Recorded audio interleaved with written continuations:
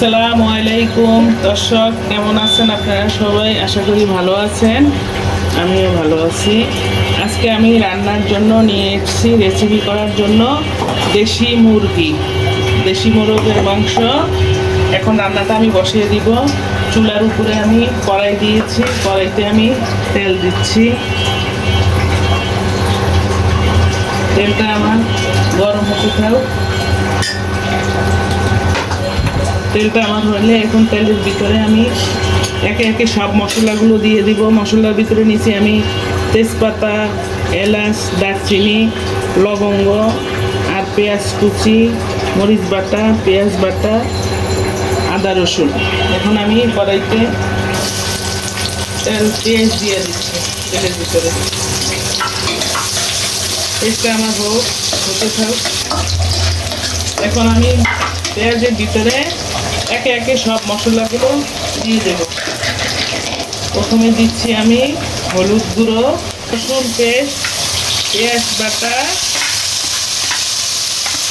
মশলা, এলাচ, দারচিনি, সব মরিচ বাটা। এখন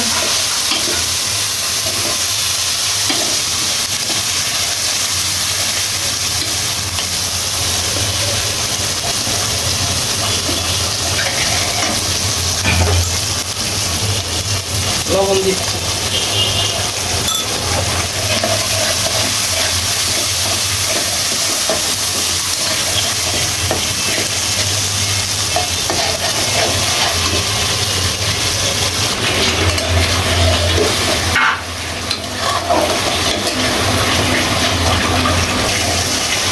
মশলাটা আমার কষানো হয়ে গেছে, আমি এখন মুরগিটা দিয়ে দিব। এটা হচ্ছে দেশি মুরগি, দেশি মোরগ।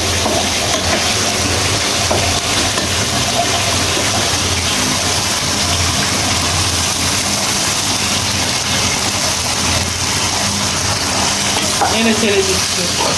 মুরগিটা ভালো মতো কষিয়ে নেওয়া লাগবে। সুন্দর করে মুরগিটা কষানো হলে ভালো মতো কষিয়ে তারপরে মুরগিতে পানি জল দিয়ে দেবো, কষানোর জন্য জল দিয়ে দেবো।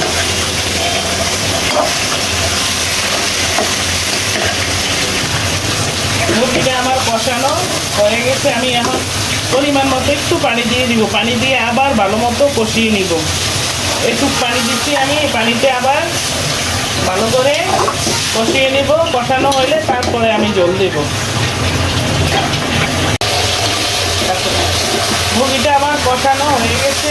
অনেক ভালো করে কষাতে হবে।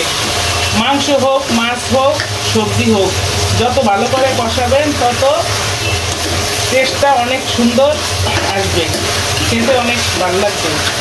এখন আমার মাংসটা কষানো হয়ে গেছে, আমি এখন জলের জন্য পানি দিয়ে দিব পরিমাণ মতো। পানি দিয়ে আমি নেড়ে চেড়ে দিচ্ছি। ভালো মতো নেড়ে চেড়ে দেওয়া হলে জালটা মিডিয়াম আঁচে দিয়ে ঢাকা দিয়ে ডেকে কিছুক্ষণের জন্য সিদ্ধ হতে দেব। এখন আমি ঢাকা দিয়ে ডেকে দিচ্ছি, দেখতে থাকুন। দর্শক দেখুন, আমার মুরগির মাংসটা সম্পূর্ণ রেডি। এখন আমি ভাজা জিরার গুঁড়ো দিয়ে এখন নামিয়ে ফেলব। সম্পূর্ণ আমার তরকারিটা রেডি। চুলাটা আমি বন্ধ করে দিচ্ছি। এখন নেড়ে চেড়ে ঢাকা দিয়ে ডেকে দেব।